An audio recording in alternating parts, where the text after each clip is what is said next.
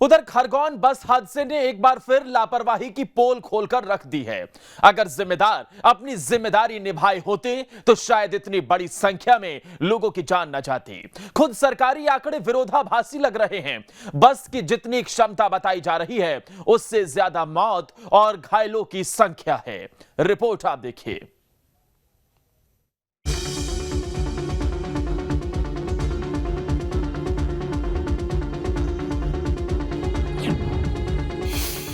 खरगोन बस हादसे से फिर सुलगे सवाल।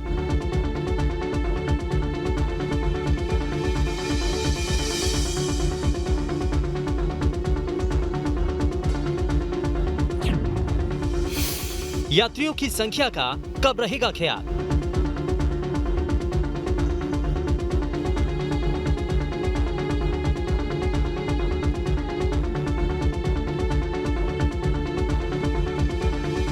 खरगोन के बोराड नदी में गिरी बस की हालत को देखकर आप अंदाजा लगा सकते हैं कि इसमें सवार यात्रियों की क्या हालत हुई होगी और हादसे के वक्त क्या मंजर रहा होगा। ये बस श्रीखंडी से इंदौर जा रही थी, लेकिन रास्ते में बोराड नदी को पार करने के दौरान पुल पर ही संतुलन बिगड़ गया, जिससे बस रेलिंग को तोड़ते हुए नदी में जा गिरी। हादसा क्यों और कैसे हुआ, इसकी अलग अलग थ्योरी दी जा रही है। बस की स्टीयरिंग में खराबी थी। हादसे से कुछ दूर पहले ही कमी पाई गई थी। स्टीयरिंग ठीक कराए बिना ही बस को ले जाया जा रहा था। दूसरी थ्योरी, ड्राइवर को झपकी आई जिससे बस का संतुलन बिगड़ गया। और तीसरी और सबसे बड़ी थ्योरी ये कि बस की रफ्तार तेज थी। बस में क्षमता से ज्यादा यात्री थे। ज्यादा यात्री होने से संतुलन बिगड़ा, ड्राइवर बस को संभाल नहीं सका। तीसरी थ्योरी को लेकर सवाल भी सुलगने लगे हैं, क्योंकि परिवहन मंत्री ने दावा किया क्षमता के मुताबिक ही 37 लोग थे, लेकिन अगर सिर्फ मौत और घायलों के आंकड़ों को ही जोड़ दें तो यात्रियों की संख्या 50 के पार हो जाती है। मतलब साफ है कि बस में कैपेसिटी से ज्यादा यात्री सवार थे और ये हादसे की एक बड़ी वजह हो सकती है। बस की फिटनेस, बीमा वगैरह की जांच कराई है, वो सही पाए गए हैं। बस में क्षमता से अधिक यात्री नहीं थे, ये भी हमने अभी प्राथमिक जांच कराई है, क्योंकि बस की कैपेसिटी 35.2 थी। अभी तो देखो सीधा लापरवाही ये है कि बहुत तेज गति से बस थी और उसका नियंत्रण खो दिया। नियंत्रण खोने में एकदम ब्रेक लगाया होगा, मुझे जो लगता है एकदम ब्रेक लगाने, क्योंकि गाड़ी इधर जा रही है और सामने वाली रेलिंग से टकरा के कर रही है, तो एकदम ब्रेक लगाने गाड़ी पलटी और उसको अनकंट्रोल होकर गिरी नीचे। और इसलिए ड्राइवर की तो लापरवाही है, लेकिन इसमें आरटीओ की भी लापरवाही थी। उसके खिलाफ तत्काल प्रभाव से हमने सस्पेंड किया, निलंबित। सबसे बड़ा सवाल तो ये है कि यात्री बसों की रेगुलर जांच क्यों नहीं होती? बसों में क्षमता से ज्यादा यात्री क्यों रहते हैं? रास्ते में बसों की चेकिंग क्यों नहीं होती? बसों की फिटनेस की जांच में लापरवाही क्यों? हादसे के बाद कुछ दिनों में ही सब सामान्य क्यों हो जाता है? लोगों की मौत की जिम्मेदारी कौन लेगा? ये ऐसे सवाल हैं जो न सिर्फ लोगों के मन में सुलग रहे हैं, बल्कि विपक्ष भी ये सवाल पूछ रहा है। खरगोन के पास में डोंगर गांव दसंगा के बीच में सुबह 8:40 पर बोराड नदी पर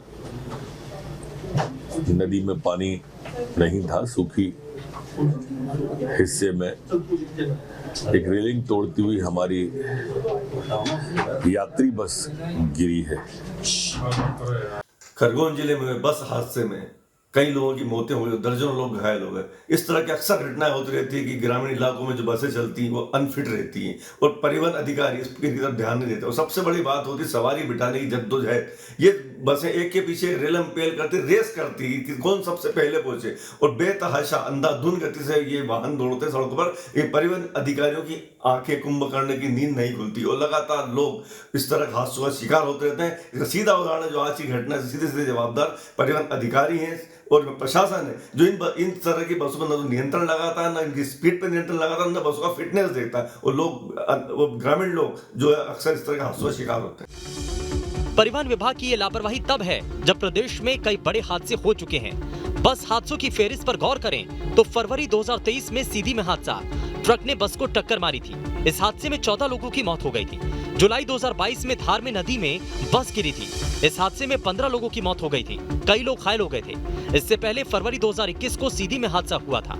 यात्रियों से भरी बस नहर में गिरी, इसमें 53 लोगों की मौत हो गई थी। रास्ता बदलने से हादसा हुआ था। तो उधर फरवरी 2018 में इंदौर में स्कूल बस दुर्घटनाग्रस्त हुई थी। इसमें 5 बच्चों समेत 6 लोगों की मौत हुई थी।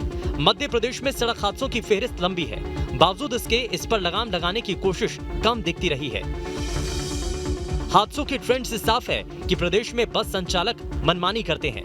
ज्यादा पैसे कमाने के चक्कर में बसों में यात्रियों को क्षमता से ज्यादा भर लेते हैं। ऐसा नहीं है कि इसकी जानकारी अफसरों को नहीं रहती है, लेकिन चेकिंग और सख्ती के अभाव में बेलगाम बस संचालक बेलगाम रहते हैं। खरगोन भीषण सड़क हादसे में 20 से ज़्यादा लोगों की जान चली गई और 30 से ज़्यादा लोगों का उपचार चल रहा है। प्रभारी मंत्री कमल पटेल दौरा करने पहुंचे और आरटीओ पर कार्रवाई कर दी, उन्हें सस्पेंड कर दिया गया है। लेकिन सवाल सबसे बड़ा है कि आखिर एक बार कार्रवाई की जाती है और कई बार ये हादसे होते हैं, और ये कार्रवाई उसी वक्त क्यों की जाती है जब ये हादसा होता है? समय समय पर कार्रवाई क्यों नहीं की जाती है? समय समय पर चेकिंग अभियान क्यों नहीं चलाया जाता है? परमिट जैसे जो पेपर हैं वो चंद पैसों में आखिर क्यों दे दिए जाते हैं? और आज भी वजह सामने आई कि जो बस की स्टीयरिंग है उसमें तकनीकी खराबी होने के बाद भी वो तेज़ रफ्तार में दौड़ रही थी और पुल पर अनियंत्रित होकर सीधे नीचे जा गिरी, जिसमें 20 से ज़्यादा लोगों की मौत हो गई। अब देखने वाली बात है कि आने वाले समय में इन हादसों से प्रशासन क्या सबक लेता है और आने वाले समय में कितनी बड़ी कार्रवाई देखने को मिलती है। वीडियो जर्नलिस्ट आशु के साथ मिथिलेश गुप्ता, न्यूज स्टेट, खरगोन।